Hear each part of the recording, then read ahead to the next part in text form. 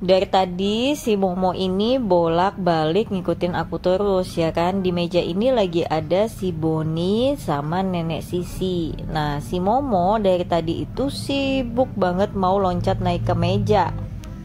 Nah dia ini kalau mau naik ke meja itu nggak bisa langsung naik ya kan. Karena kakinya dia kan rada cacat nih bagian depan panjang sebelah. Jadi dia nggak bisa loncat langsung naik ke atas meja tuh susah.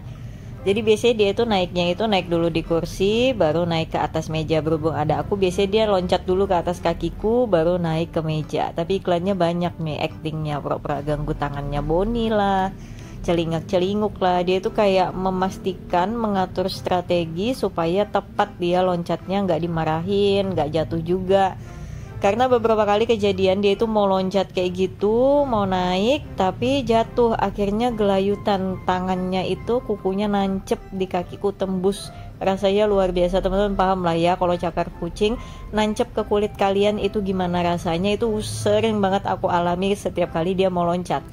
Dan aku tuh udah dari tadi nih sebenarnya nungguin dia loncat, tapi nggak loncat-loncat. Makin ditungguin itu makin banyak tingkahnya. Lihat tuh, mikirnya tuh makin lama, maju mundur, tolah toleh, grooming badan, pokoknya gitu.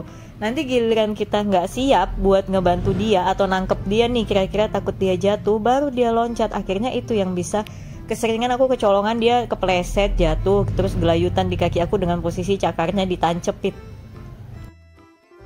Nggak tahu kenapa juga setiap kali aku tuh duduk pasti dia tuh pengen banget juga ngikut naik ke meja. Tuh lihat, plongo. Tapi kali ini dia bakal loncat kok. Tuh hop, kayak gitu dia caranya loncat baru naik ke meja. Nah di sini tuh entah niatnya dia apa ya buat naik ke meja itu. Dia pengen ngapain? Mungkin dia kira di meja ini kosong, nggak ada orang. Dia pengen gulang-guling di meja, tiduran, atau mungkin nunggu jatah cemilan. Lihat, malah dia mantatin si Boni nih ya kan, kakeknya. Kasihan banget mukanya dikasih sama pantatnya dia. Dan ternyata ujung-ujungnya dia itu mau nge-grooming Boni, teman-teman. Jadi Momo ini memang kucingnya doyan banget nge-groomingin kucing-kucing lain. Semua yang ada di dekat dia, kondisi di meja lagi baring-baring gini, pasti doyan dia groomingin sampai klimis. Nah itu si nenek langsung pergi tuh. Nenek juga kucing-kucing tipe yang kesabarannya setipis tisu ya. Jadi dia kalau misalkan terganggu dia bakal pergi. Biasanya dia loncat, tapi itu dia masih sabar ya, masih ke pojok meja. Karena mejanya ini sebetulnya luas, tapi ada etalase, ada buku-bukuku, ada barang. Jadi sempit ya kan, cuma sebagian aja ada yang ruang kosong, dan itu yang dijadiin tempat tidurnya para majikan-majikan ini. Dan si Momo ini doyan banget nih nge-groomingin kayak gini tuh, sampai nggak berhenti. Pokoknya nge-grooming kalau belum klimis nggak bakal berhenti ini si Boni di grooming terus sama dia. Dan Boni itu pasrah banget nge-groomingin Anabul ya kan. Nggak tahu kenapa ya, kalau di groomingin kucing-kucing pada seneng. Nanti kita bakal bahas deh ya beberapa alasan kenapa sih kucing-kucing itu doyan saling grooming. Dan biasanya kucing yang lebih muda kah atau yang lebih tua kah, apa ada perbedaan kasta kah di antara mereka sehingga yang lebih muda harus tugasnya menggrooming yang lebih tua. Lihat deh, bulunya Boni itu nggak paham di groominginnya kemana, malah dikedepanin kayak gitu tuh nggak jelas bentukannya kayak apa itu. Momo lihat, malah jadi bentukannya kayak gitu. Pokoknya aku tuh paling ngakak setiap kali si Momo itu nge-groomingin mereka. Entah nge-groomingin Boni, entah nge-groomingin Sisi, Moku, pokoknya siapapun deh yang dia groomingin. Kalian bisa lihat tuh, sampai klimis kayak gitu tuh kepalanya si Boni, bentukannya udah nggak karuan.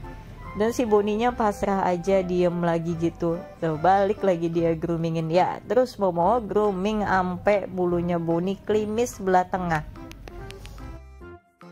Nah ternyata dia akhirnya udah capek mau nge-groomingin, dia ngikutin aku. Dia kira aku mau ngasih apaan gitu ke dia ya. Jadi aku pegang kamera malah dipelototin, malah dideketin. Dia kayaknya seneng kali ya di videoin bisa nampang kayak gitu. Padahal enggak sih, sebetulnya dia ini punya maksud lain. Aku paham maksudnya apa. Nah di sini tuh dia juga lagi baring-baringan nih. Nah kali ini dia baring sama bapaknya. Jadi Moku itu bapaknya ya. Kita mau naruh buku aja sampai bingung gimana caranya. Karena ya beginilah pemandangan mejaku.